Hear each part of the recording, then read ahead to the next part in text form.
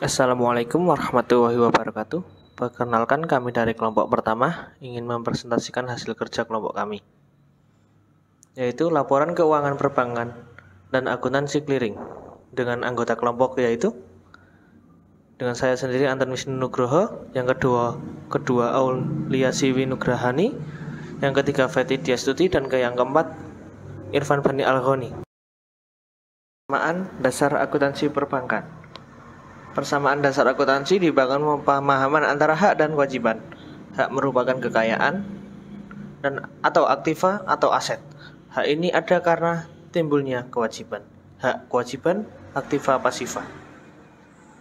Kewajiban bank terdiri antara internal dan eksternal, yaitu kewajiban internal kepada pemilik modal, kewajiban eksternal kepada kreditor atau pemberi dana atau deposan. Aktiva, yaitu hutang plus modal. Laba bank merupakan selisih pendapatan biaya sebagai berikut.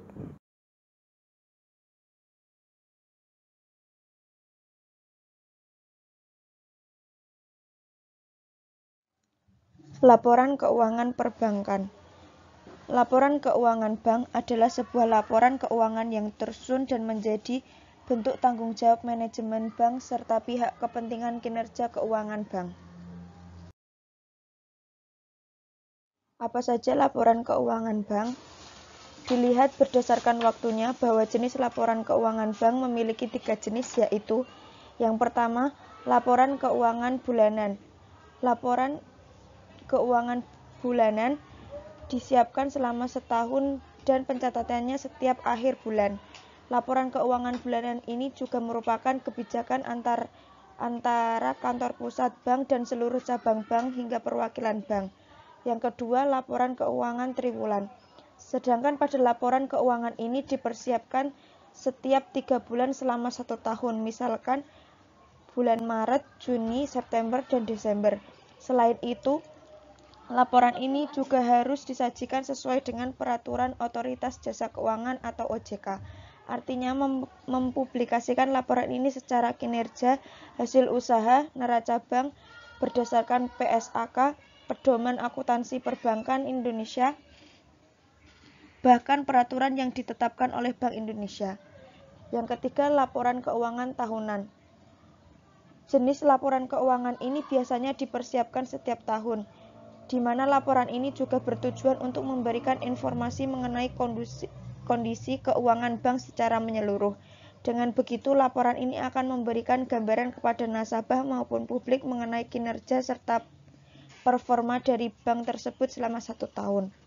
Di sisi lain, laporan keuangan tahunan ini juga harus memberikan transparansi karena laporan ini akan diberikan kepada Bank Indonesia. Apa saja komponen laporan keuangan? Terdiri dari 3 komponen. Yang pertama, laporan neraca bank. Laporan neraca bank adalah bagian dari laporan keuangan yang terdiri dari entitas bisnis atau perusahaan yang mencatat informasi tentang aset, kewajiban, dan ekuitas pemegang saham pada waktu tertentu. Adapun komponen laporan neraca bank bisa Anda lihat melalui website bank tersebut, seperti contoh Bank BNI dan Bank Mandiri yang meliputi unsur-unsur giro, kredit, pos deposito, penempatan Bank Indonesia, surat berharga dan obligasi, maupun penyisihan penghapusan aktiva. Yang kedua adalah laporan laba rugi. Salah satu laporan keuangan yang dapat mengetahui jumlah total pendapatan dan pengeluaran, baik harga pokok penjualan maupun biaya operasional. Secara bentuknya, laporan laba rugi ini disajikan secara multi-step maupun berjenjang. Selain itu, perhitungan pendapatan bunga bersih dapat dihitung melalui pendapatan bunga dan biaya bunga.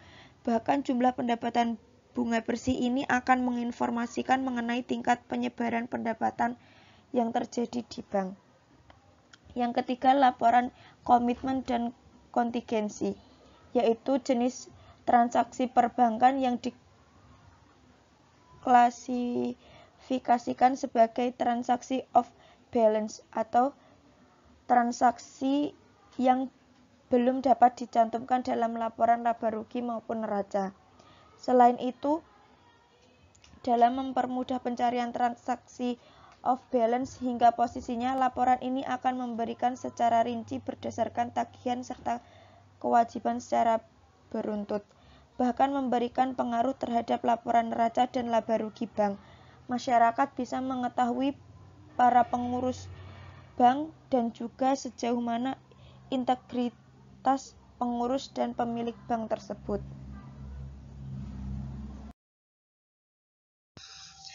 Akuntansi clearing. Clearing bank adalah cara atau sarana perhitungan utang piutang dalam bentuk surat-surat berharga atau surat dagang dari suatu bank peserta yang diselenggarakan oleh Bank Indonesia atau pihak lain yang ditunjuk.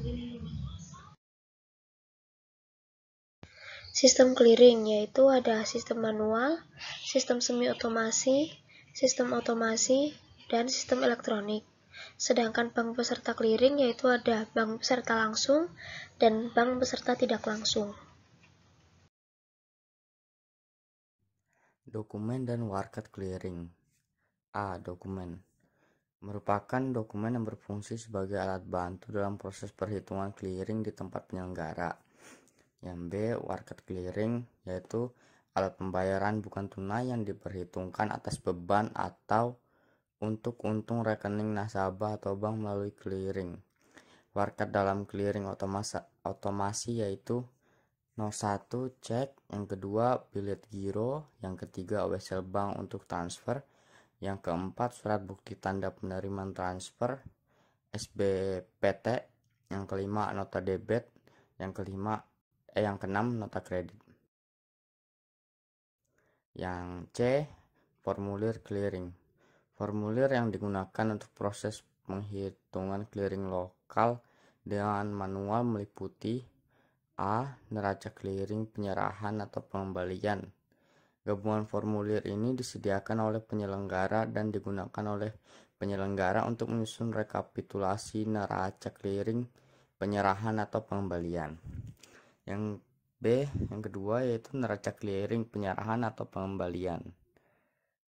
Formulir ini disediakan oleh peserta dan digunakan oleh peserta untuk menyusun neraca clearing penyerahan atau pengembalian atas dasar daftar warkat clearing penyerahan atau pengembalian. Yang C. Bilet saldo clearing. Formulir ini disediakan oleh peserta dan digunakan untuk menyusun bilet saldo clearing berdasarkan neraca clearing penyerahan dan neraca clearing pengembalian. Tata cara penyelenggaraan clearing lokal manual. Penyelenggaraan clearing terdiri dari dua tahap, yaitu clearing penyerahan dan clearing pengembalian, yang merupakan sebuah satu kesatuan. Siklus clearing yaitu, peserta wajib mengikuti kedua kegiatan tersebut sampai dengan kegiatan clearing tersebut dinyatakan selesai.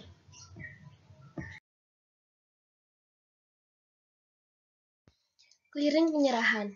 Warkat clearing yang diserahkan oleh masing-masing peserta yaitu A. Warkat debit keluar, yaitu warkat yang disetorkan oleh nasabah suatu bank untuk keuntungan rekening nasabah tersebut. B. Warkat kredit keluar, yaitu warkat pembebanan ke rekening nasabah yang menyetorkan untuk keuntungan rekening nasabah yang lain.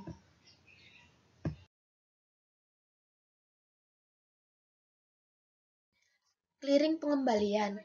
Warkat clearing yang diterima dari peserta lain yaitu A. Warkat debit masuk, yaitu warkat yang diserahkan oleh peserta lain atas beban nasabah bank yang menerima warkat. B. Warkat kredit masuk, yaitu warkat yang diserahkan oleh peserta lain untuk keuntungan nasabah bank yang menerima warkat. Berikut ini adalah sebuah contoh kasus clearing.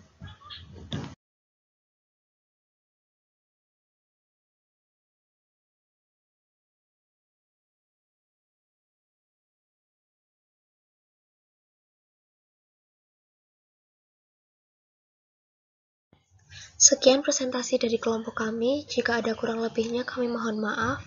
Terima kasih.